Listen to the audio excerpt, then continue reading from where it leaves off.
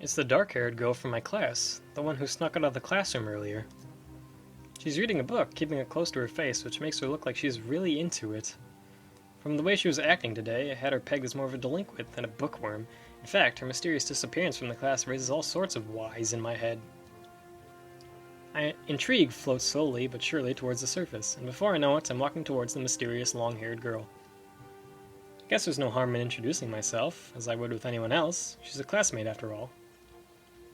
Walking over to another beanbag, I take a seat and lay my books beside it. The girl starts, looking scaredly up at me from underneath her fringe. This is the first time I've seen her up this close. Underneath her long, dense bangs, I can see that part of her face, at least a third, if not half, is pretty badly scarred. My eyes are immediately drawn to the scars, subconsciously peeking past her hair, until they meet her own eyes. For a second, I'm shocked and divert my eyes to the book in her hands, before I realize that looking away probably only makes it worse. Yeah, that is not the right thing to do. It takes too many seconds to collect myself and remember what I walked up to her for. Oh. Ah, crap.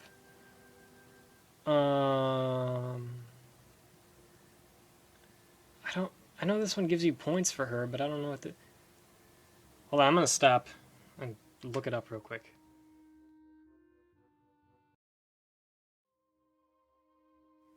Okay, I found two different flowcharts. One of them said that this one gives you points for her, and then the other one said this one said gives you points for her.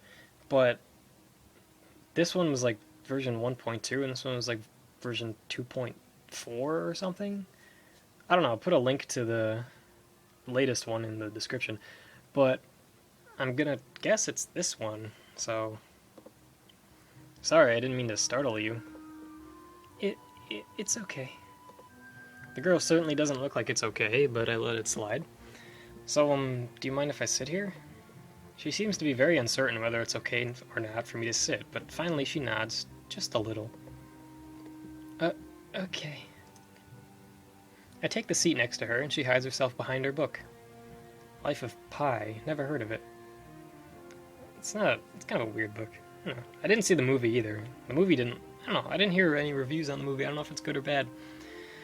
So, sorry again for startling you. I'm Hisao. She looks up from her book, stalling a little before replying. I know. We are in the same class. Your speech is stilted and so quiet that it's barely audible, even in the still library. Somehow I think my delinquent impression of her was wrong. Hanako, I'm Hanako. I resist the urge to say, that's a nice name, just to have something to say, but really, it's the only thing I can think of. I feel like an idiot. Everyone here must be used to being different to each other, and here I am, being all bothered and fussed about that kind of thing. Don't let me interrupt your reading, I'll just check these books if you don't mind. She nods a little, and sighs a little sigh of relief. So I try to read the covers and the introductions of the books I picked up, and she buries her face in her book. Uncomfortable silence consumes us. See, this silence is the awkward one, while as Lilly is the comfortable one, because Lilly knows everything's fine. Lilly is okay. Hanako's like, oh god. Hanako's... I love her, but she's very awkward, but whatever. My eyes still wander to her direction, and I sneak peeks at her flowing hair and the scars it's hiding. After a while, I realize that she's doing the same, and only pretending to immerse in Life of Pi. Her gaze is not inquisitive at all, though. It darts around like a scared rabbit. When our gazes finally meet, the chain reaction is unstoppable. Oh boy, here we go. Her hair looked a lot longer while she was sitting down. She stands up forcefully from the beanbag and takes a deep breath. I...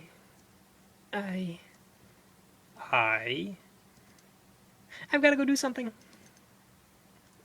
Without warning, Hanako takes off and runs towards the counter. Her hair-like takeoff catches me so off guard that I don't manage to go after her until she has a good head start. By the time I reach the counter, she's nowhere to be seen. Lilly and Yuko are happily chatting away.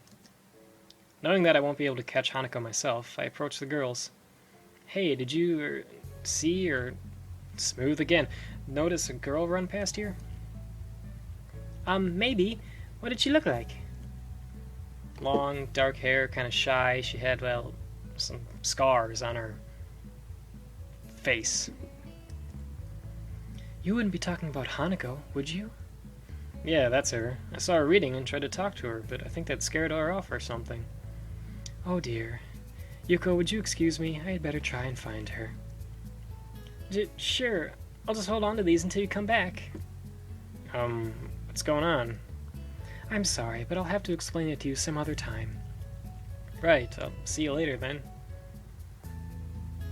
Lilly hastily grabs her cane and hurries out of the library, leaving me alone with Mrs. Crazy. I don't think I'll ever get the hang of this place. Did I do something wrong? What did you do? Nothing. I was just looking for some books, and she got this fit and ran off. The most offending thing I can think of is that I might have looked at her general direction a few times. Well, she is a very timid girl. You have to be very careful around her. She can be very jumpy, I think, and she's not accustomed to talking with other people. Isn't that a bit strange? I wonder. It's just how she thinks. Just how she is. It's just how she is, I think. My throat is still killing me. Yuko doesn't sound all that convincing. And again, maybe this is just the norm around here. Everyone has their own problems, or else they wouldn't be here. But how should I deal with these people? Forcing myself to act overly casually only makes me feel phony. Like I was supposed to be ignoring the elephant in the room. Yuko fidgets, looking like she wants to say something to that, but resists it. I think it's only an elephant if you only feel that way. It's a good quote right there. I guess she doesn't have a good sense of self-restraint. It makes me smile, and she blushes heavily. What? Did that sound stupid? No, it sounded really wise. I guess you're right. It's more about me than anyone else. Neither of us has anything to add, so Yuko fills the silence by shuffling some papers around. People who have papers on their desks really like doing that. Did you find any books? I should be closing soon. I mean, this library should be closing, but I have to do it. I hope that's not too inconvenient for you. Oh, yeah, I want some books, but I left them over there because I'll just go get them. I fetched my stack of books from beside the beanbags where Hanako and I were sitting and returned to the counter. Wow, you read a lot, don't you? I surprised myself with that too, honestly. At least, when I really think about it. I had a lot of free time earlier this year, so I just kind of started reading books to fill that time. Couldn't do much else. I see. But she doesn't say anything else, and just checks out my books for me. I guess that's what they call tact. Holding the library books with one arm, I trawl my pocket for the key to the door. A sudden sound from behind me startles me, making me nearly drop the books I'm carrying or the key that I almost managed to get into the lock. Who is it? I turn around to see who is talking to me. It's Kenji, of course. He seems to be in a friendly mood, although the light glinting off his glasses in the dark gives him a sinister look. It's just me. This makes him pause and lick his lips nervously. Who is me? I don't know anyone called me. Are you some new guy again? His voice suddenly strained and quick. Yes, but we've met before. Yesterday. I don't think so. I remember someone who I only met yesterday.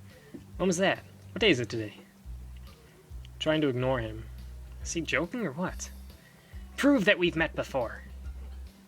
You live across the hall. You're Kenji. Kenji jumps back, his eyes filled with an uncomprehending fear. How do you know my name? Damn, this can only mean one of two things. Either we have met, and you're telling the truth, and I just can't remember it, or you're a spy. He pauses. Psychic spy. See, there it is. There's the spy talk. See? Psychic.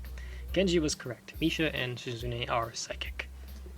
His eyes dart around me, trying to peek into my room, although it's hard to believe he can see anything through those thick glasses. His mood swung from friendly to manic in less than a minute. I'm not psychic. How do I know that? I'm not a mind reader. Kenji points a finger in my face damningly. Unlike you... Stop that, man. We met yesterday. What's wrong with you? I live in this room. Lies. If you think you can pass off as Sasao because I'm legally blind, you are sorely mistaken. You don't even look like him. I mean, the resemblance is real slim. Maybe at a distance. But who do you think you're kidding? I want to grab him by the shoulders and shake him. Exasperated, I rub my eyes and let out a heavy sigh. Stay there. Kenji comes closer, one careful step at a time. I stay still, lest he assault me physically, although I doubt he could do much damage even if he did. Oh, wait, now I see it. Damn, it really is you. Sighing again, and then once again, for good measure, I step backwards just in case. What's up, man? You don't look too good, I think. Something wrong? I don't know, I just had something stupid happen to me. A few stupid things, actually, even if you discount this one. I can't get a proper touch on the other people here. I have no idea if it's because of me or because of them. I don't know why I'm telling this to Kenji. It's not like we've had any contact either. That's rough, dude. Yeah, I'm really sorry about calling you a psychic spy and all, but you can never be too careful. It's the hard reality we live in. Not really. It's the crazy reality you live in your mind with. I'm slowly starting to think that Kenji isn't necessarily living in the same reality as the rest of us. Yep. See? There you go. You see? This is how it is, this world. There's no justice, you see? Even when I lose, I win, because I don't lose the lesson. The what? Huh? What? What does that even mean? Doesn't matter. He dismisses it flatly with a wave of his hand. So what happened? Why the long face? Do you have a long face? It's nothing. I just scared some girl off accidentally. Literally, too. She actually ran away from me. It was my fault, really, I think. I'm not really used to all this yet. A girl? A cute one? Cute? It's a hard question. She had a nice body and really beautiful hair, but the face? I guess it could go either way. See, I don't know why this affects the route. I mean, this obviously gives you points for Hanako and Lilly, but I don't know why. It's not like Kenji would go and tell them that I said they were cute, so I don't know how this would affect anything, but clearly it does, so I'm gonna pick this one. Yeah, cute, I guess. I knew it! There are a lot of cute girls here, a strangely disproportionate amount. I believe this is one of the dark secrets of the school. I tried to warn you, man, but did you listen? I don't remember any such warning. Dark secrets?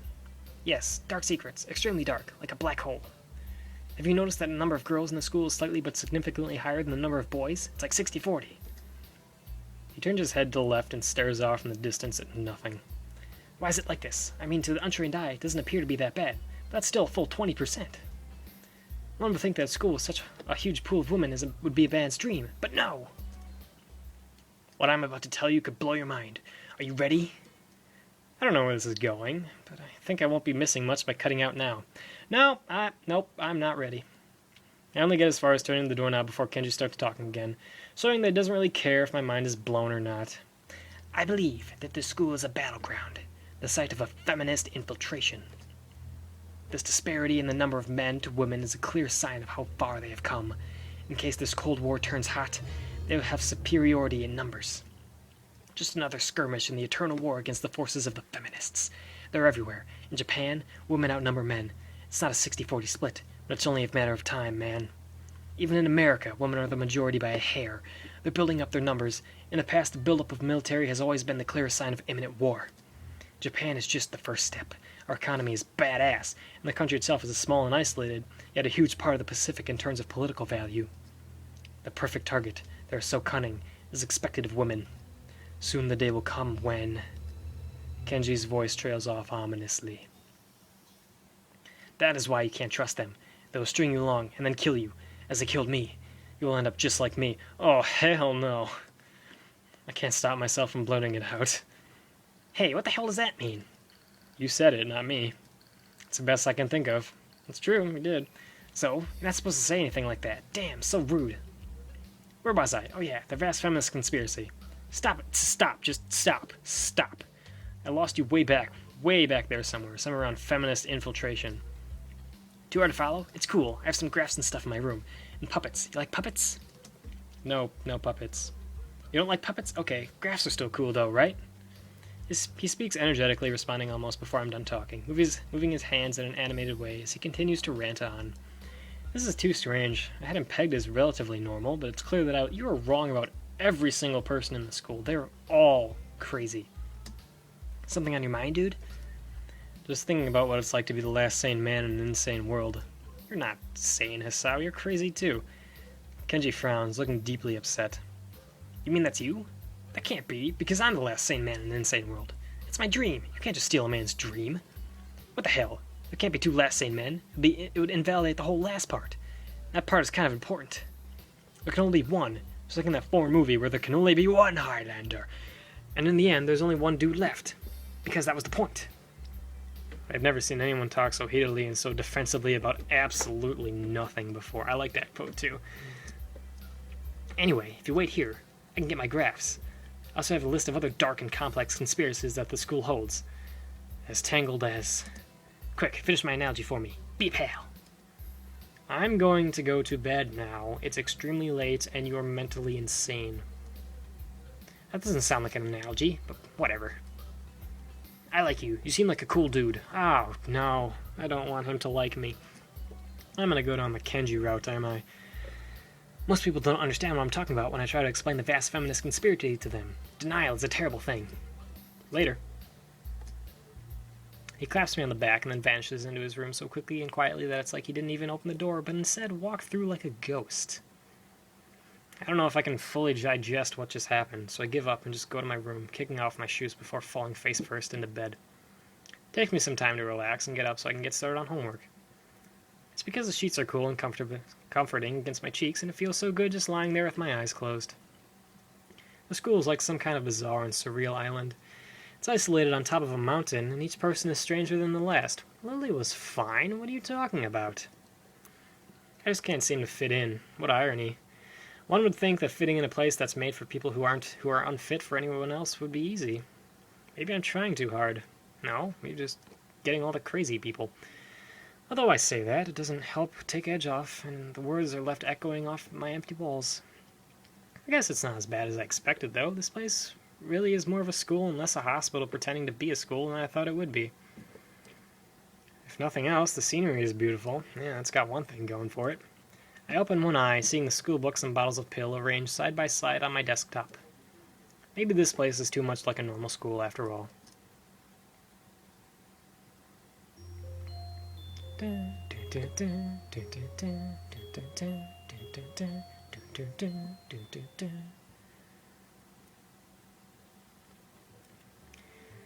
I feel very tired this morning, probably because yesterday itself was a very tiring day. On top of that, I woke up far earlier than necessary. Don't you hate that?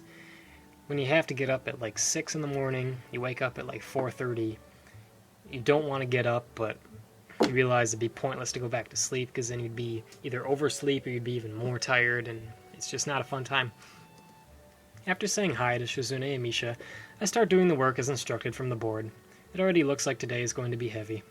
I don't have a problem with that now, though. Shizune and Misha might jump on me trying to get an answer about whether or not I've decided to join the student council, even if it's just one day. I wouldn't put it past them to try. I don't have an answer for them if they do, so the situation is convenient for me. About 10 minutes into class, Hanako walks in and takes a seat, but no one looks at her. The teacher doesn't even comment on her lateness. He does, however, stop us to say that we're going to break into groups again. Again, let me guess. Groups of 3. I turn my head and see that Shizune and Misha are looking at me.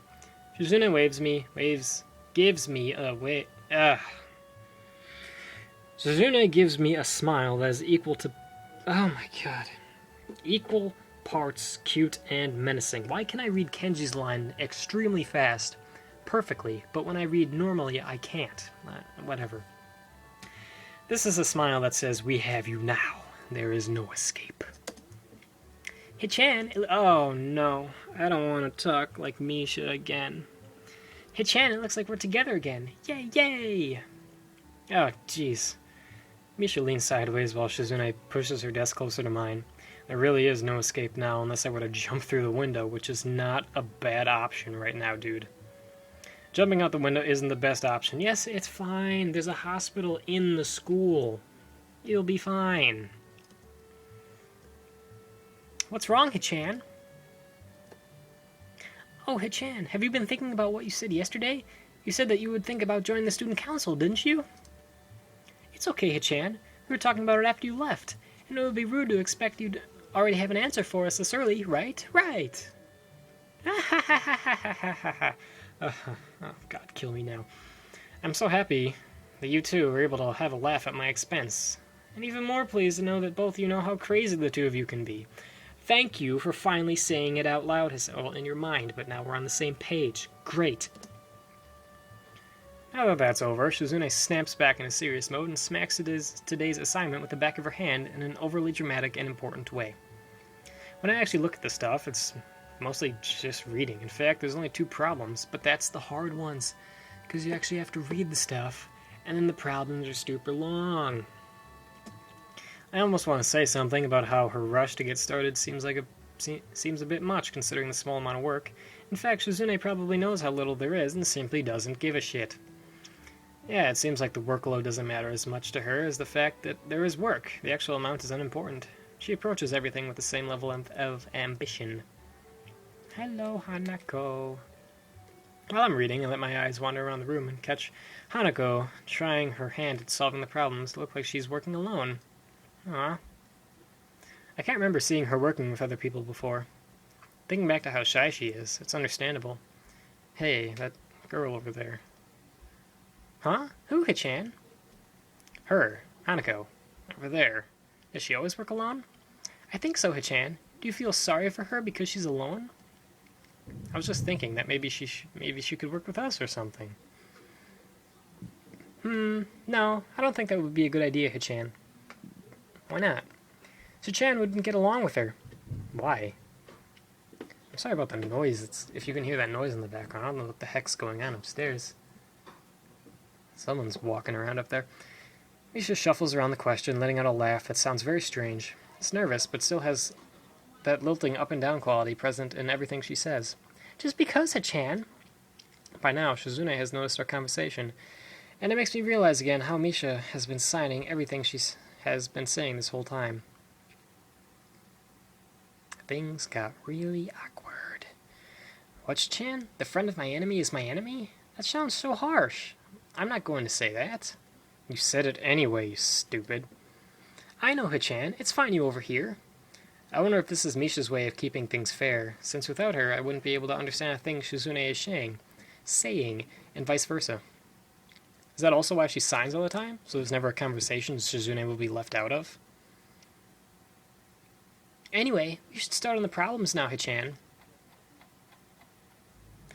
We finished with time to spare, and I decided to ask if there are any alternatives to the cafeteria, as frankly, the food so far has been subpar. This sends Shizune and Misha arguing among themselves about their favorite restaurants. All of them are downtown, so I don't think we have time to go all the way there. And what about the bill? Are they just arguing for the fun of it? Maybe. They seem so distracted by it that they don't even notice the start of the actual lunch break. I look over my shoulder towards the back of the classroom. She seems to be studying her notes from the previous class. It's an odd sight. Everyone else in the class is busying themselves with the lunch break, socializing, gossiping, rearranging desks. The ones with actual boxed lunches mixed in and chatting like everyone else, only interrupted by short bouts of eating. But when I watch Hanako, it feels like I'm the only one who can see her. Almost as if she was invisible, sort of hiding in plain sight. Is she being bullied? Is she isolating herself from the rest of the class on her own accord? I see her look over her shoulder towards the classroom's rear door. Come to think of it, she hasn't turned a page since I've started watching her. I guess she's waiting for someone. What to do?